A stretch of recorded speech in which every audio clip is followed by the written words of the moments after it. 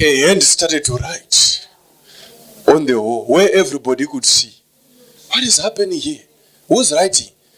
And God wrote in a way that no one could interpret it. They called witches and sorcerers to interpret. They were not able to. Until they called Daniel to interpret. When Daniel looked at the writing, he said, my God, Master, your days are numbered.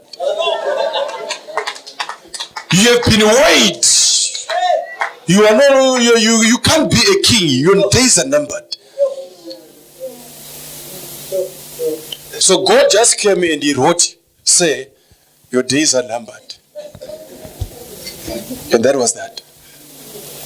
The power of the tools that you find in the presence of God. Throw your stick to the ground. When the stick landed on the ground, it turned into a snake. Now, because Moses had contact with the ground, God said, no insulator, no what? No rubber between you and the earth. Take off the shoes. Step on it direct. When he stepped on the ground, something also happened to his body. Then God said, okay, the second miracle, put your hand in the jacket. In the jacket you brought from home, because it's now in the presence of God, I can use it anyhow. When you are now wise in the things of God, you even take note of the clothes you received the anointing wearing. They are no longer ordinary clothes. The anointing, it doesn't just touch your body. It goes even to the clothes you are wearing. What was I wearing the day I received the prophecy? Whatever you are wearing, if you are wise, every time you want to pray, and you want an instant response from God, you go to your wardrobe, you put on those clothes. And you said, God, you remember the yellow top. You remember the black. The first time you spoke to me, this is what I was wearing.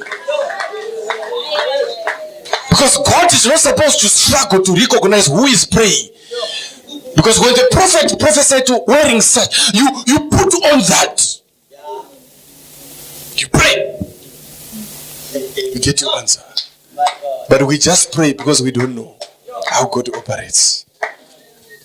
The presence of God is tangible. Amen. You participate in the presence of God. Wisdom is required. Wisdom in the presence of God. Wisdom in the presence of God. Amen. Wisdom. Some of us, when we greet our Father just like this, we have to calculate 24 hours before I wash my hands. I'm not saying go and do it.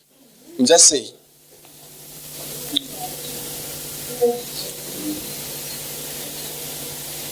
Whether we are sitting down, we are eating, those seeds you put in the pocket. As long as it is here, you can't touch me. It becomes a mantle.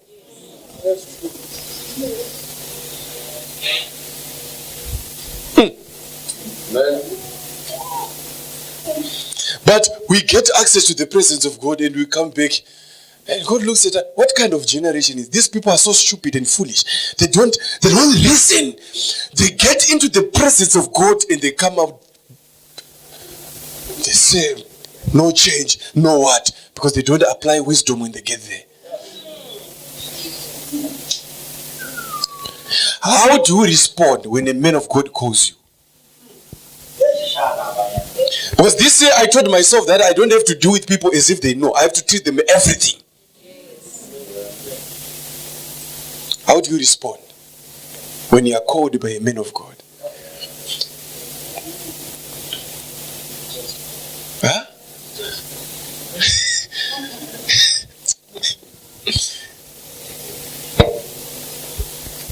The way you respond to the phone call.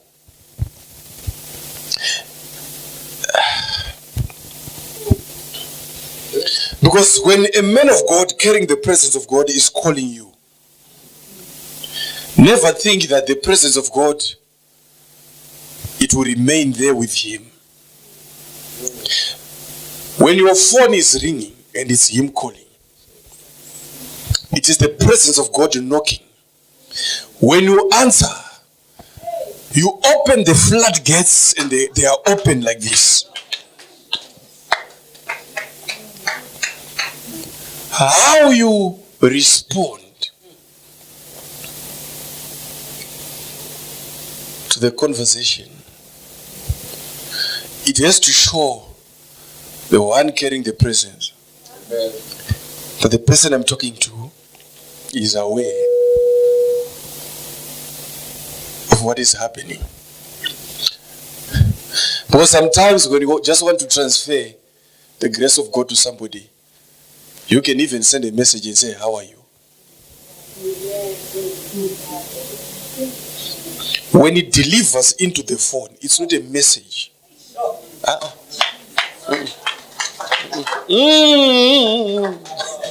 Messages you receive from other people, not the one carrying the presence of whatever he says.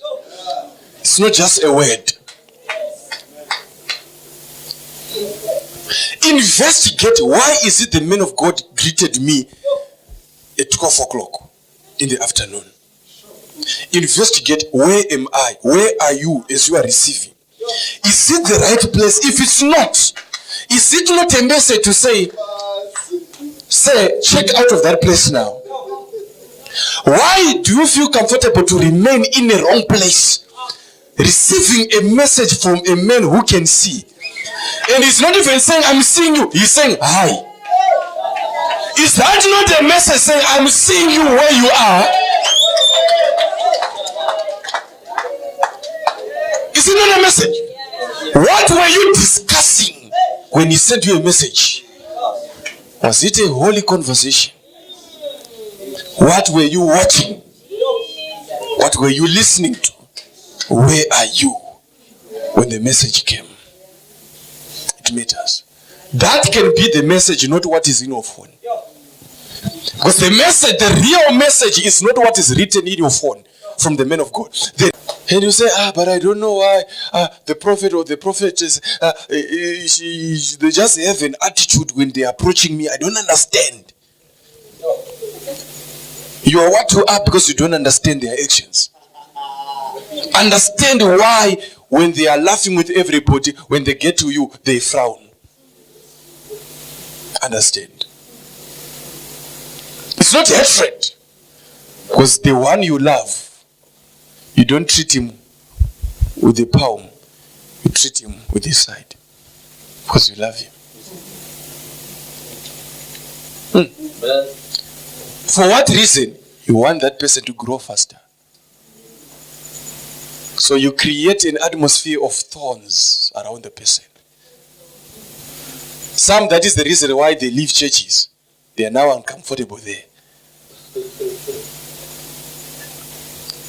Yes, sometimes it's what is happening. Sometimes it can be the grace or the anointing of God creating an uncomfortable environment for you so that you can be able to stand for yourself.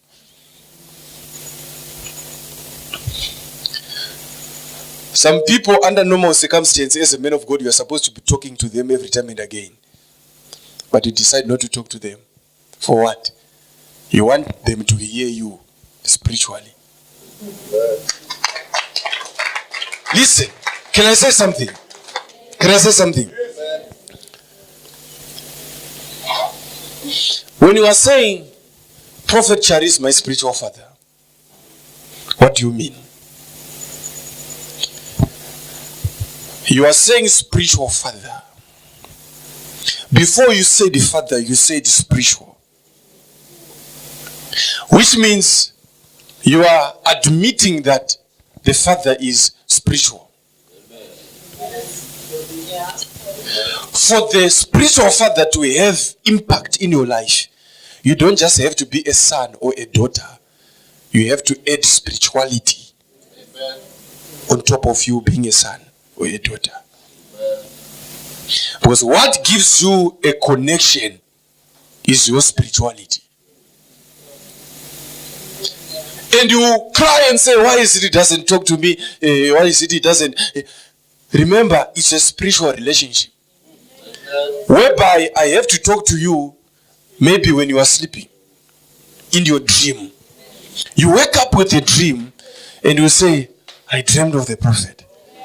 He was telling me about 1, 2, 3. You don't have to wait. Whatever you are told in the dream, that's what I have said.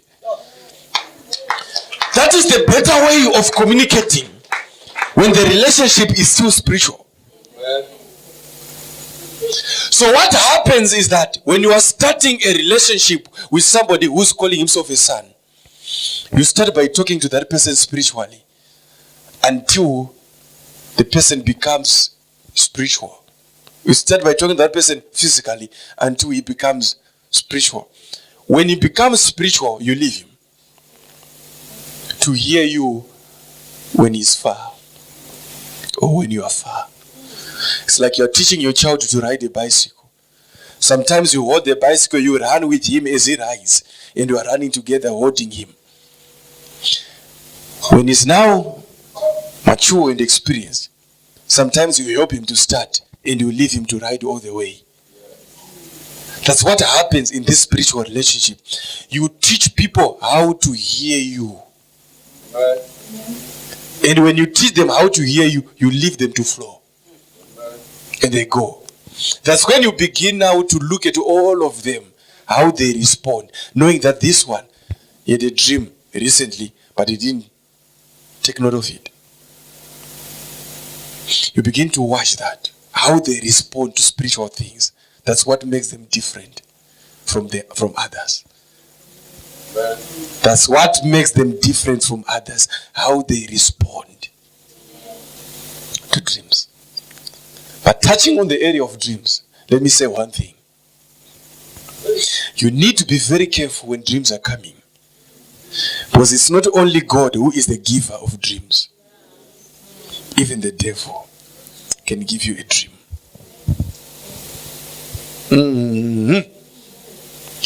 You see, when the devil is giving you a dream, this is what he do. What he does. Sometimes he gives you a good dream and you believe it. Gives you a good dream, you believe it. Third time, a good dream, you believe it. Until you believe that I'm a dreamer.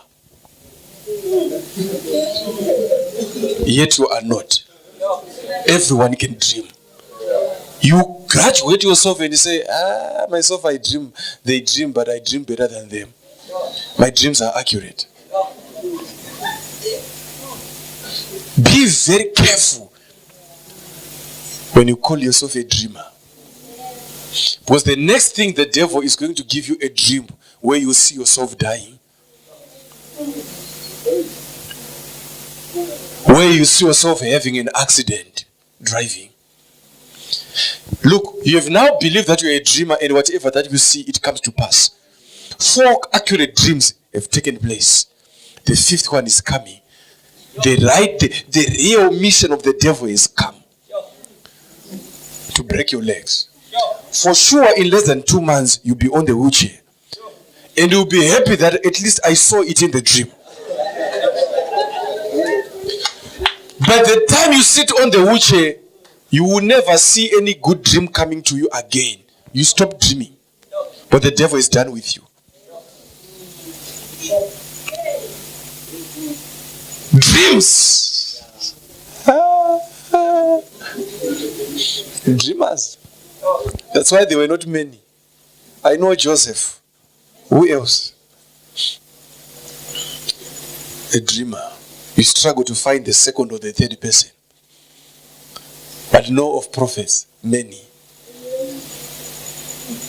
God is even skeptical when it comes to dreams and dreamers. Not dreams, but dreamers. People who graduate themselves to be called dreamers.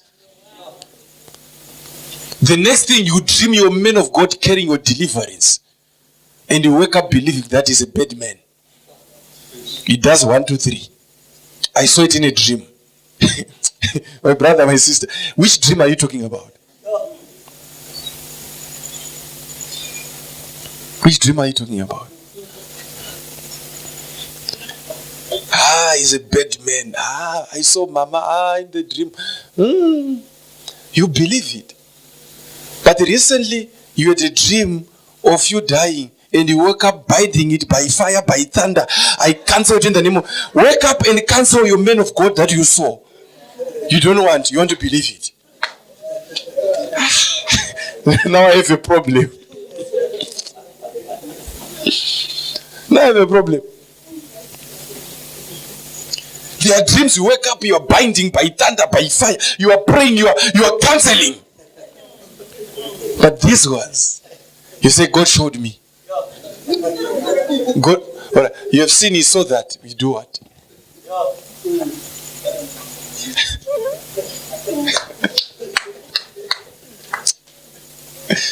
Don't play with this spiritual world. The devil might not touch you during the day because you are awake. When you sleep, he comes, knowing that you are ready to see. He will begin to show you movies. You wake up saying, that one is not a genuine man of God. He must be a Satanist because what I saw in the... And you are coming from a Sunday service where you are saying it was powerful. I received my miracle and Monday I have to see a sign. Before you go to your workplace to see a sign, we wake up with a dream.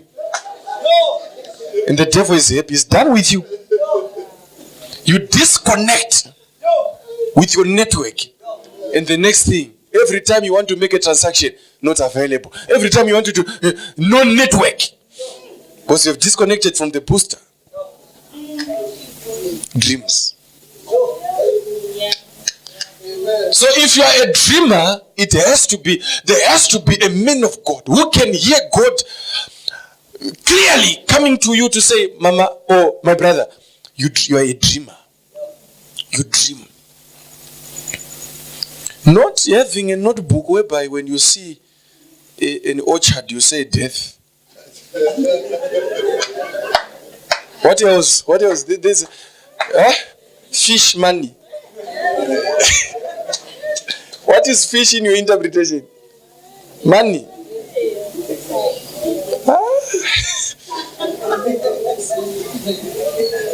There is a whole list. I remember one guy was asking me, so man of God, how do you interpret dreams? How do I? And I said, I don't have that notebook. I don't have that list. I don't do that. When you dream this, it means that. When you dream,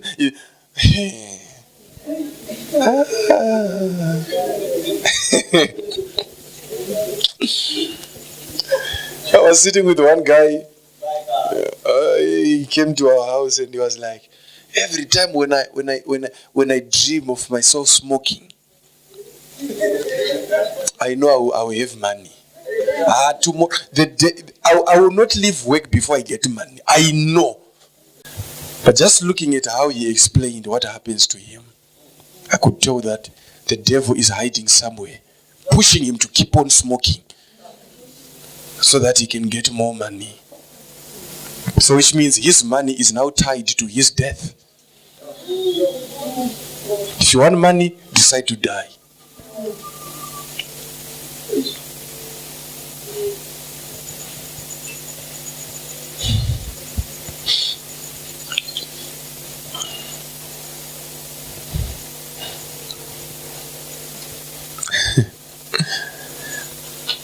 So take note of what I said. I don't want to say much. But the presence of God demands wisdom. The presence of God. Wisdom.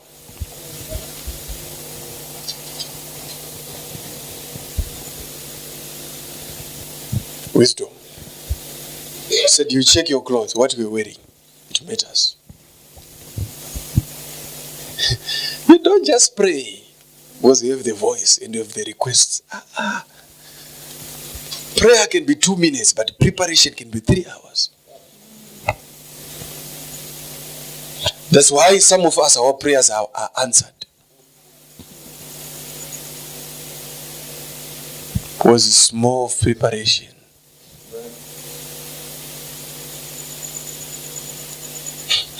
I remember there's a day recently, about 3 weeks ago. I just wanted to pray. In fact, I just wanted to tell God one statement. And I was on the couch, seated there. I took my headphones, put them on. I was playing music on my phone. I increased the volume. I started to flow like that, and I felt like, no, this volume is not enough. I increased it until it was full.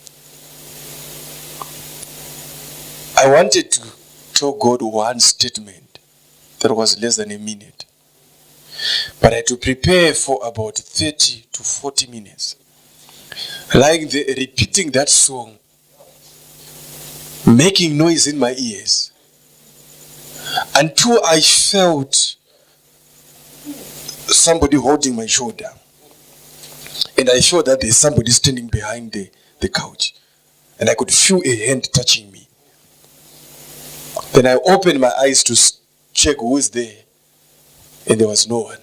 But I could still feel that somebody's touching me. Then I knew that my preparation is worked. Then I opened my mouth. I whispered that statement. After whispering that statement, I felt the hand moving away from my shoulder. And everything went back to normal. That was that. Less than a 1 minute statement, but I had to prepare for about 40 minutes preparing. This is me preparing in the midst of noise. That's me. I'm actually showing something that you didn't realize there. I spoke about volume. What about you? Is it silence? Some you need to lock yourself in your room. You are quiet there. You don't want. Sometimes I do that. I just want to be there alone. Alone. Creating that environment, because I don't just want to do things. No, I don't just want to pray. I don't just want to pray like others. I want to pray when the atmosphere is right. You know it when the clouds are dark. You can all interpret what's about to happen. It's about to rain. But when the clouds are blue, you don't expect rains. But people, they pray when the clouds are blue. They don't work on the clouds until they are done.